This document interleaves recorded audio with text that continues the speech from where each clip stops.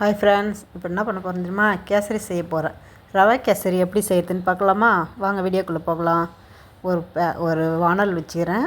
Nonstick தவா வச்சிங்கன்னா அதில் கொஞ்சம் ஒரு ஸ்பூன் நெய் விட்டு கொஞ்சம் தேவையான அளவு முந்திரி பயிர் போட்டு நல்லா பொன்வரலாக வறுத்துக்கோங்க. ஃபஸ்ட்டு அதை வறுத்து எடுத்து ஒரு தட்டில் வச்சுட்டு அதுக்கப்புறம் ரவையை அதில் போட்டு ஒரு 100 கிராம் ரவை எடுத்துருக்கேன் நான். அதை போட்டு நல்லா வறுத்துருங்க. அதே நெய்யிலே வறுத்துருங்க. நல்லா வறுத்து பொரியணும். ரவை நல்லா பொரியிற அளவுக்கு வறுத்துருங்க. பாருங்கள், நல்லா வறுத்து பொரிஞ்சு கலர் மாறுது. கருகிடாதீங்க, தீஞ்சிடக்கூடாது. ஏன்னா அப்போ கருகிட்டால் கலர் ஒரு மாதிரி ஆகிடும்.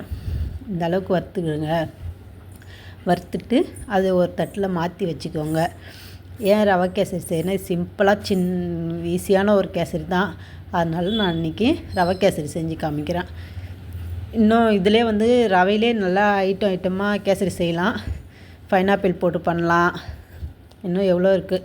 நான் ஒன்று வீடியோ உங்களுக்கு நான் போடுறேன். ஃபஸ்ட்டு இது நான் சிம்பிளான ஒரு கேசரி செஞ்சு காமிக்கிறேன். எமர்ஜென்சிக்கு திடீர்னு சாமிக்கு வைக்கணுன்னா, நைவேத்தியம் வைக்கணுன்னா அதுக்காக.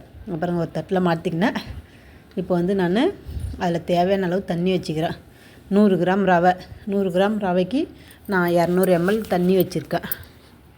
டபுளாக வச்சுருக்கேன். ரொம்ப அதிகமாக வச்சாக்கா தண்ணி கேசரி நல்லா நீத்த மாரி ஆகிடும். கம்மியாக வச்சிட்டாலும் அழுத்தமாக ஆகிடும். இந்த அளவுக்கு வச்சுக்கோங்க. இப்போ தண்ணி கொதிக்கக்குள்ளே லைட்டாக கொஞ்சம் எல்லோ கலர் ஃபுட் கலர் நான் சேர்த்துக்கிறேன். ஆரஞ்சு கலர் போடுவேன் எப்போவுமே. இன்றைக்கி ஒரு வித்தியாசமாக இருக்குமே எல்லோ கலர் போடுறேன். அது போட்டு நல்லா கொதிக்குள்ளே நான் ஒரு கரண்டியில் ரீஃபண்ட் ஆயில் எடுத்து ஊற்றிக்கிறேன். பாருங்கள், சும்மா லைட்டாக சின்னதாக ஒரு குழி கரண்டி அதால் நான் ஊற்றுறேன். ரொம்ப ஊற்ற தேவை, லைட்டாக ஊற்றுங்க போதும். ஏன்னா நெய் நிறையா சேர்க்க தேவையில்ல. எண்ணெய் ஊற்றுனீங்கன்னா ரவை நல்லாயிருக்கும். இந்த கல்யாண மண்டபத்துலலாம் போடுறாங்களோ அது அப்படி தான் நம்மளுக்கு சேர்த்து போடுவாங்க. அந்த ஸ்ட்ரெச்சருக்கு வரும் கேசரி. நான் போட்டுட்டு வறுத்து வச்ச ரவையை அதில் போட்டு சேர்த்துட்றேன். கிண்டி விட்டுனே இருங்க, இல்லை கட்டி கட்டியாக ஆகிடும், உருண்டையாக ஆகிடும். கிண்டி விட்டுக்கினே இருந்தீங்கன்னா இந்த பதத்துக்கு வந்துடும். வெந்துடணும். ரவை வெந்த பிறகு சர்க்கரை போடுங்க. நான் 100 கிராம் ரவைக்கு 100 கிராம் சர்க்கரை எடுத்துருக்கேன். எங்களுக்கு ஸ்வீட் ரொம்ப பிடிக்கும் அதிகமாக இருந்தாலும், அதனால் ஈக்குவலாக எடுத்துருக்கேன். ஸ்வீட் கம்மியாக வேணுன்றவங்க கொஞ்சம் கம்மி பண்ணிக்கோங்க. இந்த மாதிரி சர்க்கரை ஃபுல்லாக கரைஞ்சி அந்த சர்க்கரையும் ரவையும் மிக்ஸ் ஆகிடணும் ஒரே மாதிரியாக. பாருங்கள், நான் இப்போ அதில் வறுத்து வச்ச முந்திரி பயிரை போட போகிறேன். நான் ஓட்டு கிண்ட போகிறேன். இந்த அளவுக்கு வெந்தால் போதுங்க. முந்திரி பயிர் அது மேலே லைட்டாக அப்படியே தூவி விட்டுட்டு 2 ஸ்பூன் நெய் போடணும். அதில் ஃபைனல் டச்சிங்க நெய் போடணும். அப்போ தான் நெய்யோடைய ஸ்மெல் நல்லா அடிக்கும். நம்ம தான் ஃபஸ்ட்டே எண்ணெய் தானே போட்டோம் அதில். இப்போ ஃபைனலாக தான் நெய் போடணும். ஏன்னா அப்போ ஏலக்காய் பொடி கொஞ்சம் லைட்டாக தூவிக்குங்க.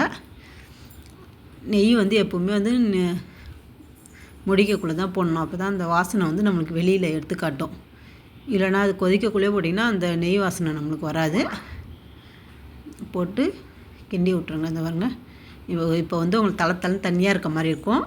ஒரு 5 நிமிஷம் மூடி வச்சு அடுப்பு ஆஃப் பண்ணிவிடுங்க. 5 நிமிஷம் கழிச்சு திறந்து பார்த்திங்கன்னா சூப்பரான சுவையான கேசரி ரெடி.